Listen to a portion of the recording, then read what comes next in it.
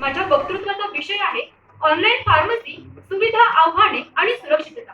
होय, online pharmacy सुविधा, आव्हाने आणि सुरक्षितता. आजकाल अगदी जन्माची चाहूल लागल्यापासून ते अगदी मृत्यूपर्यंत सर्वांना औषधांची गरज असते. सामान्य जनतेला फक्त औषध आणि औषध विक्री करणारा फार्मासिस्ट दिसतो, पण खरं तर औषधाच्या उत्पादनापासून ते अगदी औषध मार्केटमध्ये आणेपर्यंत लागणारी जी काही महत्वाची प्रक्रिया असते ना, ती सर्व फार्मासिस्ट पार पाडत असतो. आणि हे मात्र बऱ्याच लोकांना माहीत नसतं. आपल्या फार्मासिस्टला डॉक्टर आणि रुग्ण यांच्यामध्ये जोडणारा दुवा म्हटलं जातं. त्याचबरोबर फार्मासिस्टला आरोग्य मित्र देखील म्हटलं जातं. आपल्या भारत देशाला जगाची फार्मसी म्हणून ओळखलं जातं, कारण उत्कृष्ट दर्जाची औषध उत्पादन करण्यात आपला भारत देश हा नेहमीच आघाडीवर आहे. आणि हे खरंच प्रत्येक फार्मासिस्टसाठी आणि त्याचबरोबर प्रत्येक भारतीयासाठी देखील खूप अभिमानाची गोष्ट आहे. आज आपला भारत देश हा डिजिटल इंडिया झाला, कारण आजकाल इंटरनेट आणि त्याचबरोबर स्मार्टफोनचा वापर वाढला. आज सर्वच गोष्टी या ऑनलाईन मिळू लागल्या आणि त्याचबरोबर आज औषधं देखील ऑनलाईन मिळू लागली. यालाच आपण ऑनलाईन फार्मसी म्हणतो. ऑनलाईन फार्मसीची सुरुवात ही खऱ्या अर्थाने 1990च्या दशकात सुरू झाली आणि ती हळूहळू संपूर्ण जगभरात पसरली. ऑनलाईन फार्मसीचा फायदा हा खऱ्या अर्थाने कधी झाला असेल ना, तर ते म्हणजे कोविड-19 मध्ये. कारण त्यावेळी सोशल डिस्टन्सिंग, क्वारंटाईन असे काही नियम होते, कारण कोरोना हा संसर्गजन्य रोग आहे. आणि त्यावेळी इतकी वाईट परिस्थिती होती ना, की काही ठिकाणी संपूर्ण कुटुंबाचे रिपोर्ट्स हे कोरोना पॉझिटिव्ह आले होते. त्यावेळी त्या लोकांना घराबाहेर पडून मेडिकल स्टोअर मधून औषधी खरेदी करणं हे शक्य नव्हतं. त्यावेळी खऱ्या अर्थाने ऑनलाईन फार्मसीचा ग्राहकांना मोठ्या प्रमाणात फायदा झाला.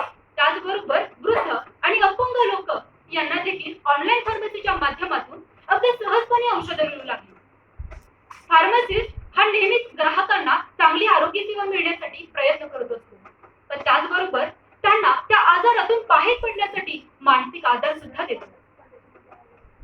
पण काही लोक ऑनलाईन फार्मसीचा चुकीच्या पद्धतीने वापर करत आहेत आणि यामध्ये तरुण पिढीचं प्रमाण हे जास्त आहे.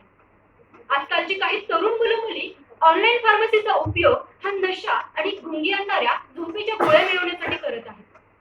कारण आजकाल इंटरनेटवर प्रिस्क्रिप्शन कसं असावं याची माहिती सुद्धा दिलेली असते आणि काही लोक या खोट्या प्रिस्क्रिप्शनच्या आधारे औषधांची खरेदी करत आहेत. आणि हे खरंच खूप धोकादायक आहे आणि हे मोठं आव्हान आपल्या ऑनलाईन फार्मसी पुढे आहे. ऑनलाईन फार्मसीमध्ये औषधांची विक्री करत असताना 3-4 दिवसांच्या कालावधीमध्ये त्या औषधांचं तापमान हे नीटनेटकं राहणं हे खूप गरजेचं आहे.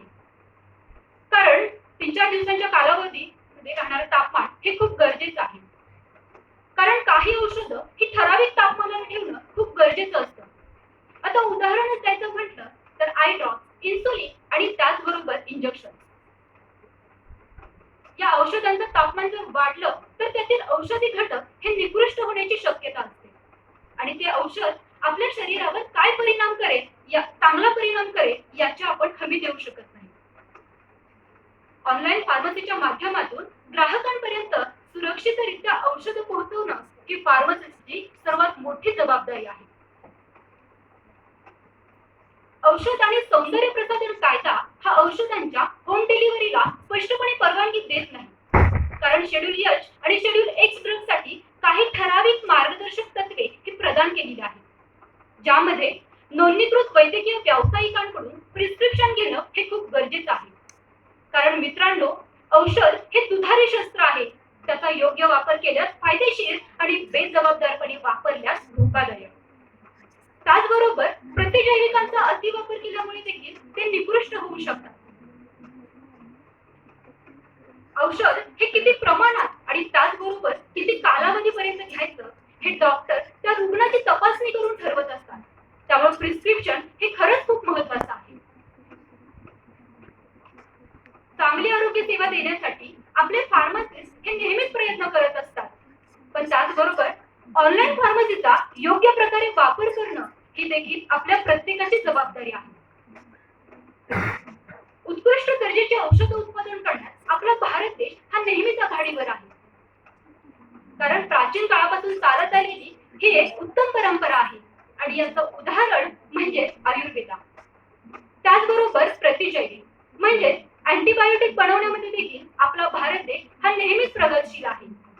आणि त्याचं आणि एक अभिमानाची गोष्ट म्हणजे 2024 मध्ये आपल्या भारत देशाने नॅझिथ्रोमायसिन नावाचं एक अँटीबायोटिक विकसित केलं, जे 2025 मध्ये मेकनाफ या नावाने विक्रीसाठी आलेलं आहे.